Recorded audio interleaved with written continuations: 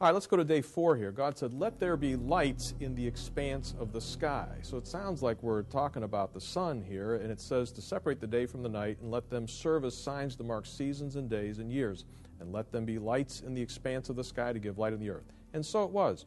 God made 2 great lights, the greater light to govern the day and the lesser light to govern the night. He also made the stars. God set them in the expanse of the sky to give light on the earth, to govern the day and the night, to separate light from darkness. God saw that it was good, the evening, and there was the morning, the 4th day. Now, you say on creation day 4, the moon and the stars became distinctly visible from Earth's surface for the first time. Why don't you think that the words, "Let there be lights in the expanse of the sky," God made 2 great lights, the greater light to govern the day, the lesser light to govern the night, and He also made the stars. Why does not this indicate that God made the sun, the moon, and the stars on the 4th day? Well, the 14th verse says, let there be these lights. It doesn't say that God created the lights. He says, let there be the lights.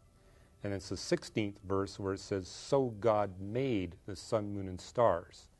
Now, in the Hebrew language, they don't have tenses like we do in English. There are 3 verb forms, one for commands, one for action not yet finished, and one for action that's been completed at some unspecified time in the past. That 16th verse is in that 3rd form. It's telling us that the sun, moon, and stars were completed entities by the 4th creation day, which would imply that the sun, moon, and stars were made either on day 4, day 3, day 2, day 1, or before the 6 days. Now you say, well, why wasn't Moses specific here? I think he was. Verse 1, in the beginning God created the Shemayan Eres, that's the heavens and the earth, a reference to all matter and energy. That would have been the stars and the galaxies.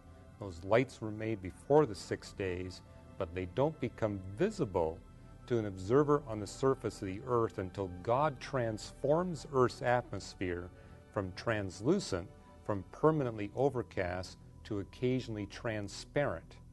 And as it says in the text, that this is the time that they serve for signs to mark days and years and seasons, signs for life.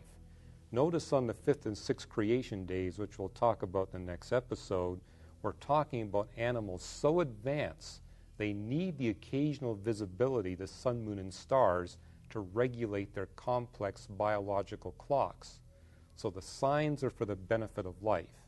Therefore, the atmosphere must be transformed. All right, you say after a period of ranging from thousands to millions of years, enough oxygen had diffused into the upper stratosphere to permit, under certain precise conditions of formation, a delicate layer of ozone.